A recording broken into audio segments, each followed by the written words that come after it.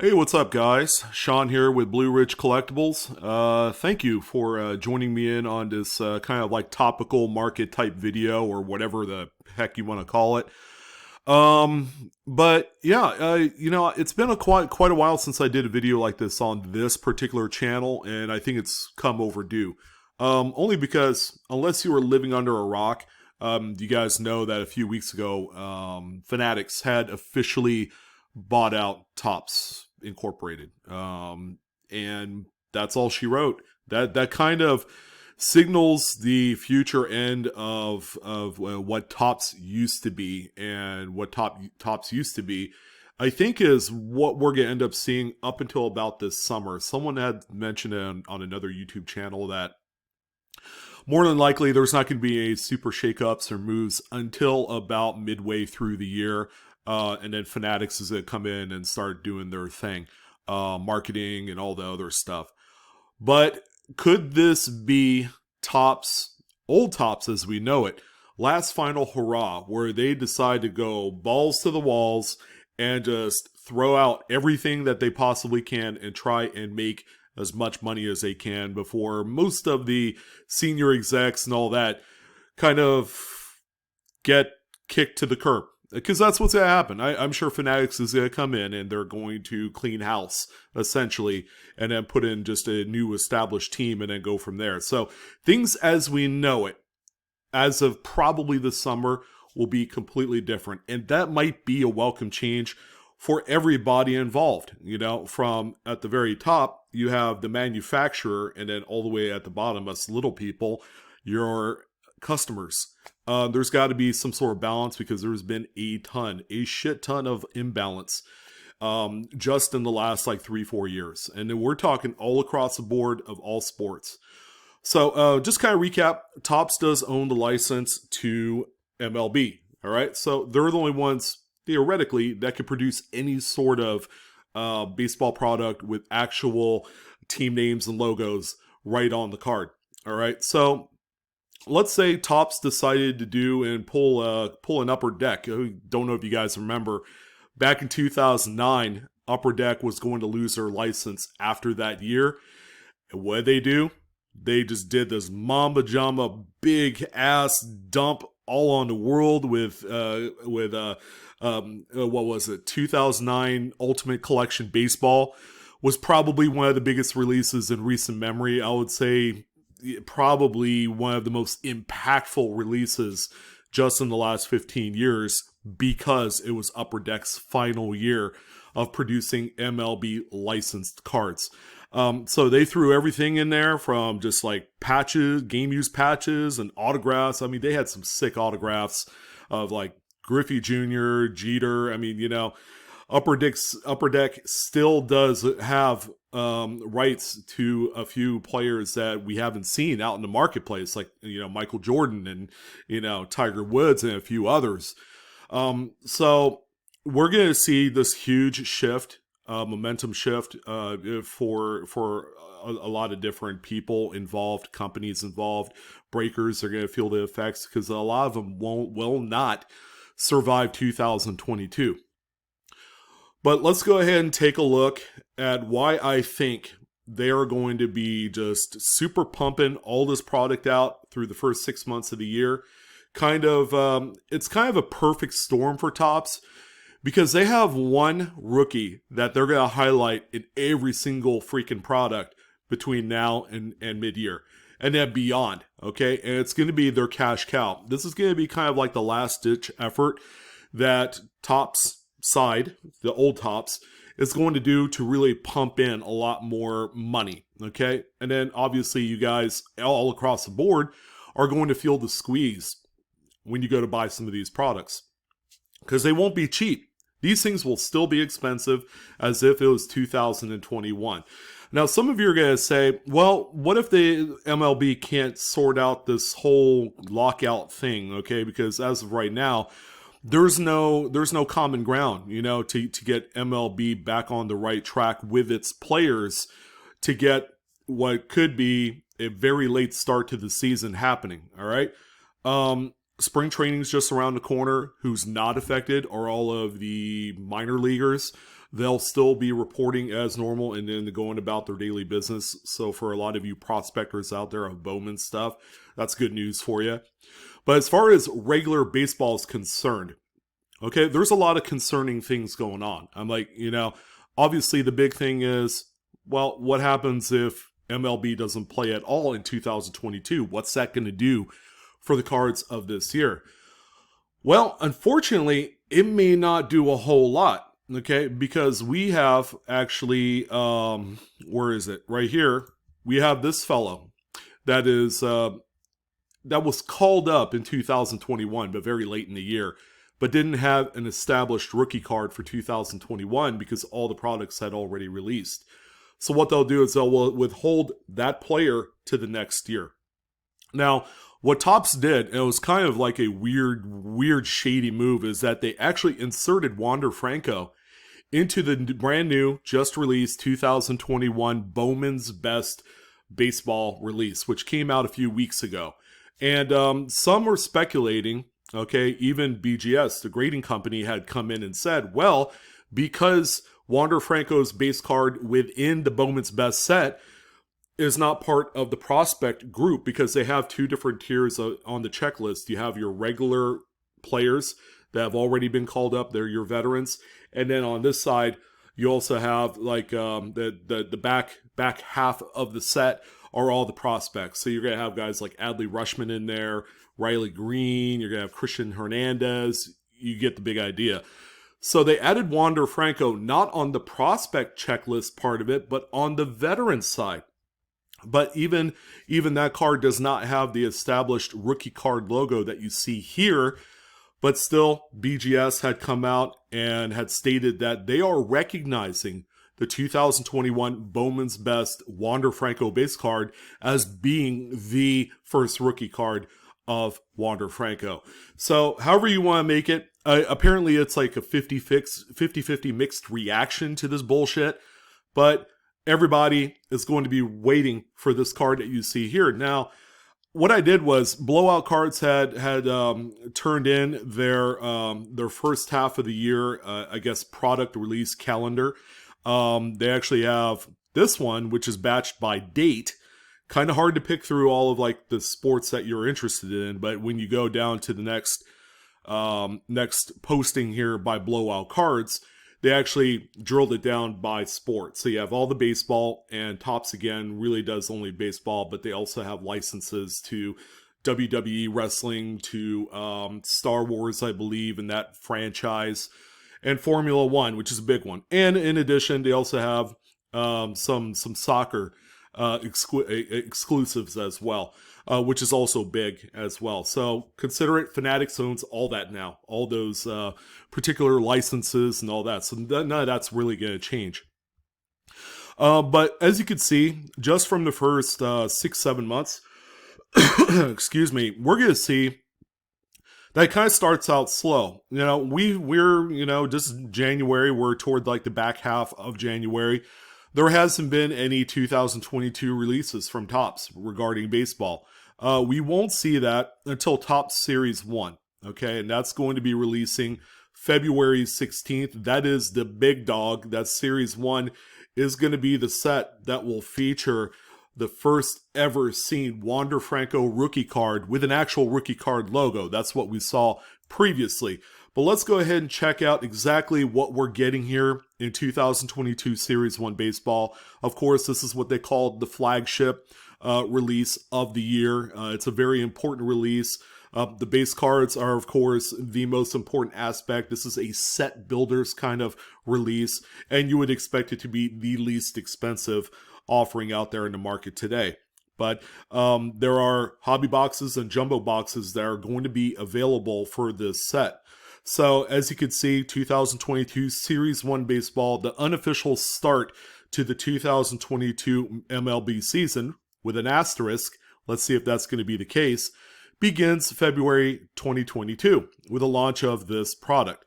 In celebration of all things baseball, yada yada, legendary superstars, I get it, they're going to have Babe Ruth and a bunch of other impactful old guys in there. Look for autographs, relics, and inserts featuring the most collectible names in Major League Baseball, HTA jumbo boxes contain 10 packs and deliver 3 hits, including at least 1 autograph. So it's kind of more of a guaranteed product, but it is the most expensive. Right now, I believe pre-release prices are like $229 for a jumbo box. It seems like a lot because it kind of is a lot. But this product will have Wander Franco rookie cards, okay, per the announcement from Topps that he will be in Series 1. Which will set the stage for just an insane year. And we're going to get into that here in a moment.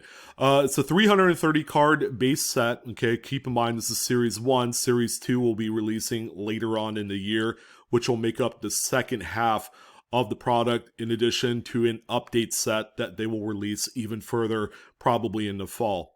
There's all of your pack odds for all of the parallels, as you can see there. Of course, all the popular ones, Mother's Day, Independence Day, Black Parallels is always a big one. That can only be found in the actual hobby and HTA exclusives that you could get at your local card shop.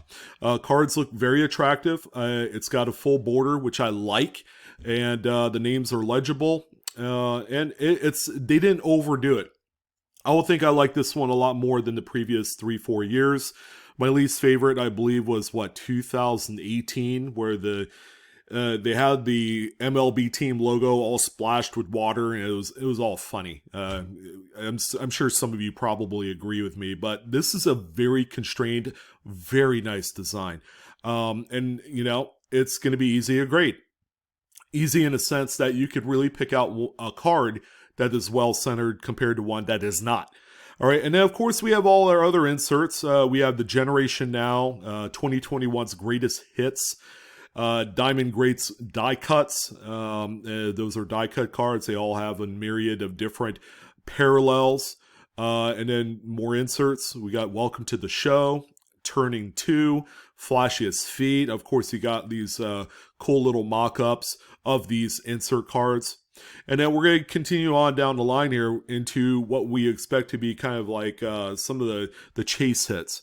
Salute to the Mick. Mickey Mantle's back with Topps, as of, I believe, last year. So there's 3 cards of this 9-card set paying homage to Mickey Mantle. Collectors will find the remaining cards in Series 2 and Update Series. So they're limited and very rare. We'll see how that goes. 87 Topps baseball design with the wood grain. They also have autographed versions as well. They also have oversized. How's that going to work? Oversized cards have not been received well in the marketplace.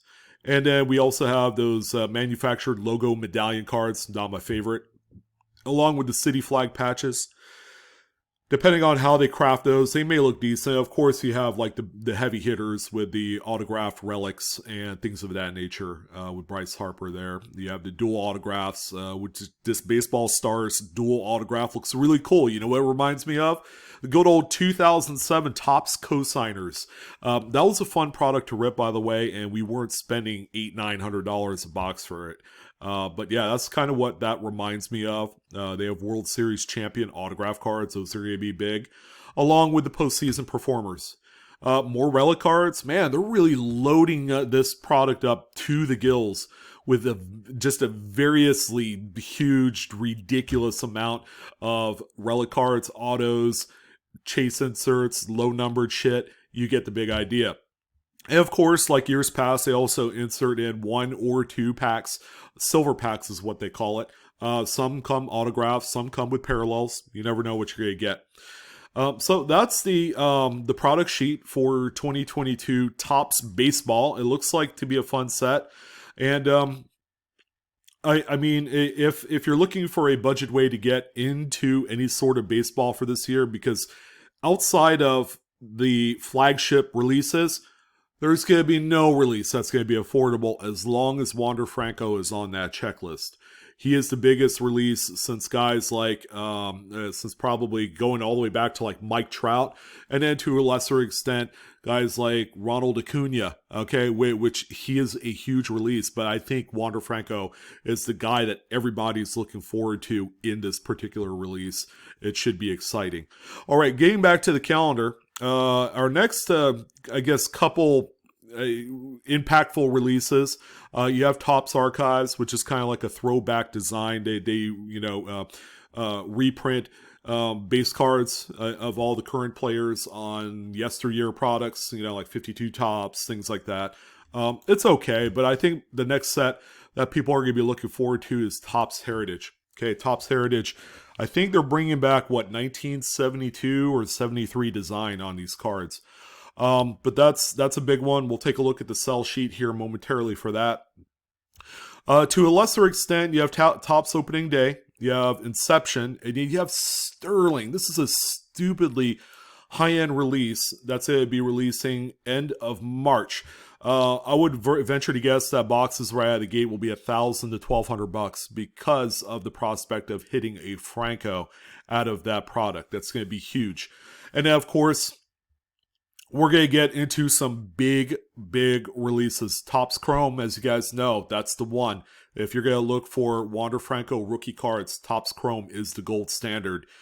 That is going to be sometime this spring where we'll see that release. But take a look at all this other shit. Topps Tribute, another kind of like medium to high-end release.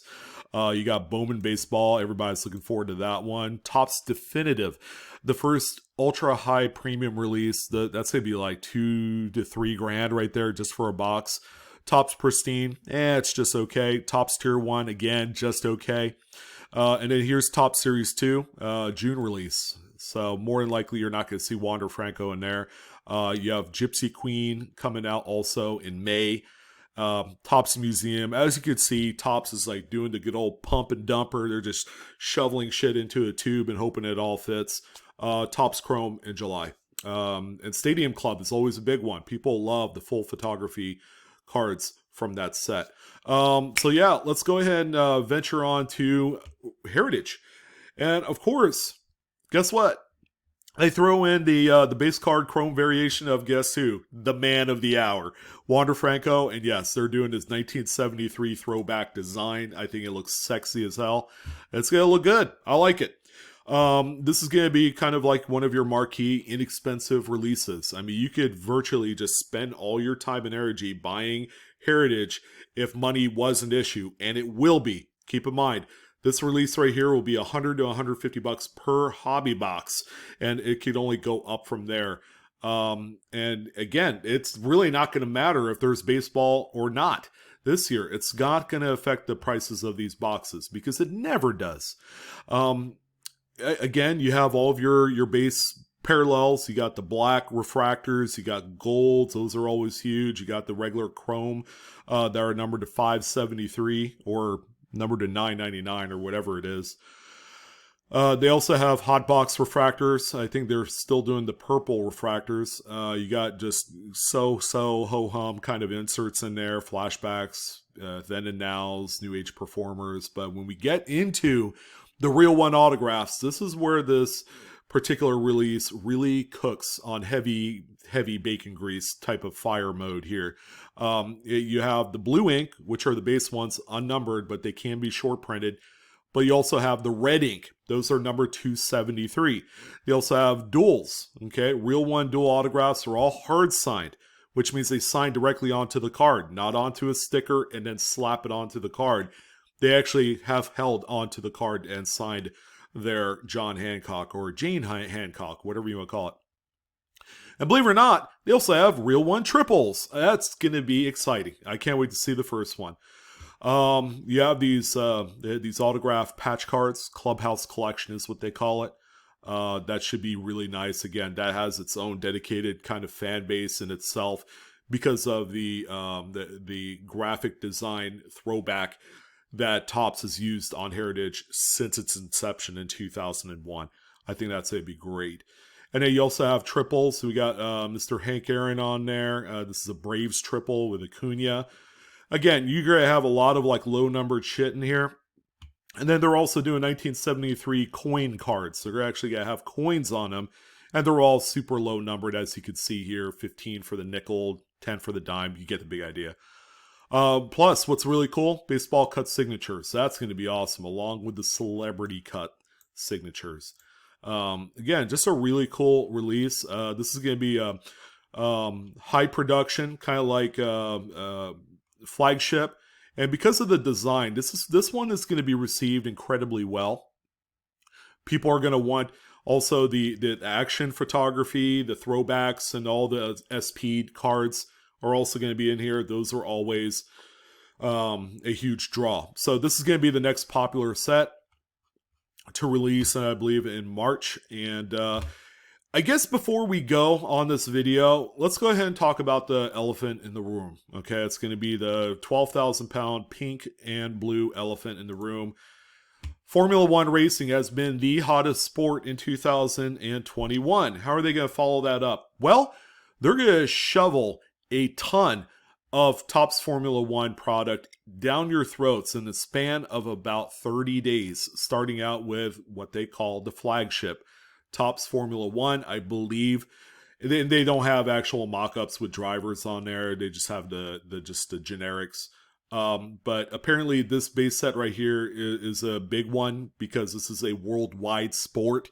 And that's the biggest reason why it's been the hottest sport in the last 12 to 18 months is because of just the emerging product that people are able to grab their hands onto. That Topps Dynasty that now is like ridiculously expensive if you wanted to buy a box, whereas if you open it, you get a card that's worth $500.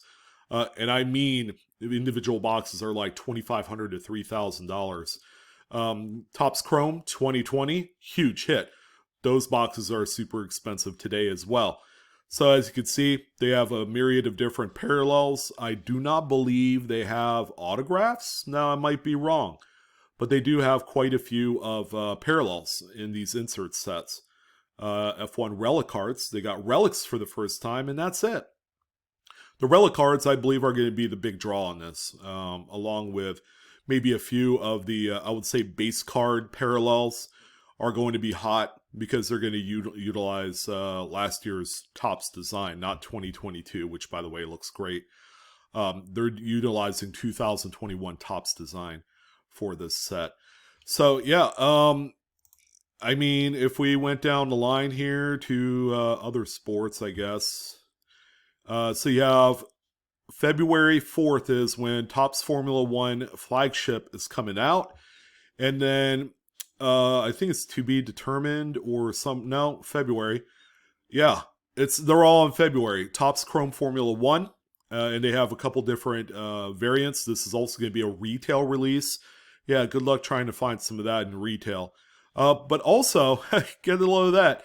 Topps Dynasty for 2021. Keep in mind, they're a year back with the releases. It's not 2022 because last year's release was 2020. So, yeah, it's kind of messed up. Topps Dynasty, as of right now, is $2,500 for a pre-sale. Good luck with that. Way too rich for my blood and a lot of collectors. So your best bet is to buy singles once people crack open those bad boys and then pick up whatever you need. Some are saying that 2021 Topps Chrome Formula One will not be near as good, but people are obviously going to have their focus lasered in on this upcoming release here in about 30 days. Again, bang, bang, boom. Topps Flagship, Topps Chrome, and Dynasty all within 30 days. Hopefully you guys have a nice bankroll to be able to afford some of that guap. But yeah, that's going to go ahead and do it. I wanted to talk about just kind of like the pump and dump style of releases that Topps looks and appears to be doing and leveraging everything around Wander Franco, in spite of the fact that MLB may not happen this year because of the lockout and all that great stuff. But that's going to go ahead and do it, guys. I appreciate your guys' attentiveness and watching my videos. Thank you for all the views. We're trying to get this particular channel up to 10,000 subs here really quickly, but without your support, that's not going to happen. So that's going to go ahead and do it. You guys take care. Have a wonderful day. Yep. And we are collecting together. So long.